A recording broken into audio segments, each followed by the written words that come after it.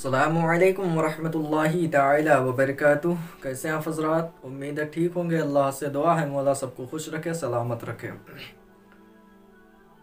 आइए आज एक छोटी छोटी सी हदीस अपने नबी सल्लल्लाहु अलैहि वसल्लम की सुने, सरकार के चार यार के बारे में। हज़रत अबू बकर सिद्दीक़, हज़रत उमर फ़ारूक़ आज़म, हज़रत उस्मान गनी, हज़रत मौला अली। इन चार हज़रात की शान हम लोग सुने और समझने की कोशिश करें कि मेरे नबी ने इनको कितना बड़ा मकाम अता किया है। सरकार की हदीस, सरकार दो आलम सल्लल्लाहु ताला अलैहि वसल्लम और तमाम सहाबा के साथ आप बैठे हुए थे और आप फरमा रहे थे कि अय मेरे सहाबियों, अल्लाह ने कुछ नेक खसलतें दी हैं इंसान को।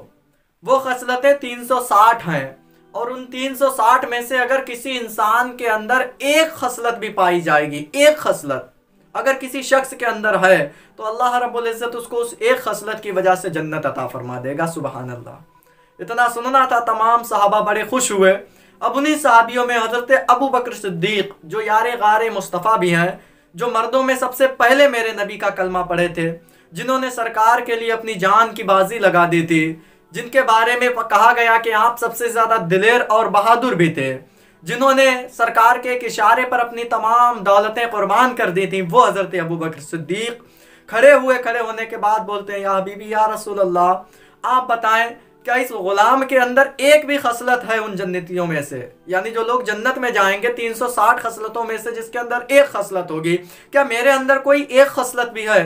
तो मेरे नबी मुस्कुराते हैं और फरमाते हैं, अय अबू बकर, आपके अंदर एक नहीं वो बल्कि वो 360 खसलतें आपके अंदर हैं। सुभान अल्लाह। मकाम देखें हज़रत अबू बकर सिद्दीक़ रज़ी अल्लाह ताला अन्हु का, कैसा मकाम है आपका, क्या मर्तबा है आपका। अब समझते हैं हम लोग एक हदीस हज़रत उमर फ़ारूक़ आज़म रज़ी अल्लाह ताला अन्हु के बारे में। मेरे नबी सल्लल्लाहु अलैहि वसल्लम का बयान, सरकार फरमाते हैं कि एक रोज़ मैं जन्नत तक पहुँचा, मैं जन्नत में गया। जब मैं जन्नत में पहुँचा तो मैंने देखा एक बड़ा खूबसूरत, हसीनो जमील, प्यारा सा सुनहरा महल है। एक सुनहरा महल, हसीनो जमील, खूबसूरत, प्यारा सा है। मैं गया, मैंने जाने के बाद पूछा जन्नत के फरिश्ते हज़रत रिजवान से, अय रिजवान बताओ ये महल किसका है, इस महल का मालिक कौन है? हालांकि मेरे नबी को इल्म था, लेकिन हम लोगों तक ये बात पहुंच सके इसलिए सरकार फरमाते, रिजवान बताओ इसका मालिक कौन है?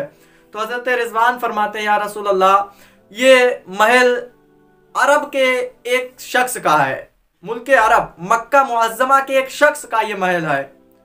तो सरकार फरमाते हैं, बताओ वो मक्का का कौन सा ऐसा शख्स है? तो वो फरमाते हैं, या रसूल अल्लाह, वो शख्स बनी हाशिम का है, यानी कबीले कुरैश का है वो शख्स। तो मेरे नबी फरमाते हैं, मैं भी कबीले कुरैश का हूँ, बताओ वो शख्स कौन है? वो फरमाते हैं, या रसूल अल्लाह, वो मुसलमान है, अल्लाह को एक कहने वाला। आप फरमाते हैं, मैं भी अल्लाह को एक कहता हूँ। फिर रिजवान फरमाते हैं, या रसूल अल्लाह सल्लल्लाहु अलैहि वसल्लम, वो शख्स नबी आखिरुज़्ज़मा मुहम्मद रसूलुल्लाह सल्लल्लाहु अलैहि वसल्लम की उम्मत में से है। तो सरकार फरमाते हैं, जिस नबी की उम्मत से तुम बता रहे हो वो नबी मैं ही हूँ। इतना सुनना था, फरिश्ते फरमाते हैं, या रसूलुल्लाह सल्लल्लाहु अलैहि वसल्लम, ये शख्स हज़रत उमर फ़ारूक़ आज़म रज़ी अल्लाह ताला अन्हु का है। क्यों? क्योंकि उनका इंसाफ ऐसा था, उनका अदल ऐसा था, उनकी अपनी कौम पर, अपनी रियाया पर मोहब्बत और शफ़क़त ऐसी थी, जिसके सदक़े में खुश होकर के अल्लाह ने उनको ये महल अता किया, अता फरमाया। सुभान अल्लाह सुम्मा सुभान अल्लाह।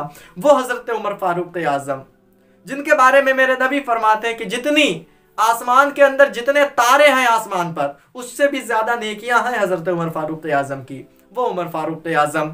अब हम लोग समझते हैं हज़रत उस्मान गनी रज़ी अल्लाह ताला अन्हु का मकाम। आपका क्या मकाम है? मेरे नबी सल्लल्लाहु अलैहि वसल्लम फरमाते हैं कि हज़रत उस्मान गनी की शफ़ाअत से क़यामत के रोज़ अल्लाह रब्बुल इज़्ज़त, हज़रत उस्मान गनी आप सख़ी थे और आज भी सऊदी अरबिया के अंदर आपका करंट अकाउंट चल रहा है। सुभान अल्लाह।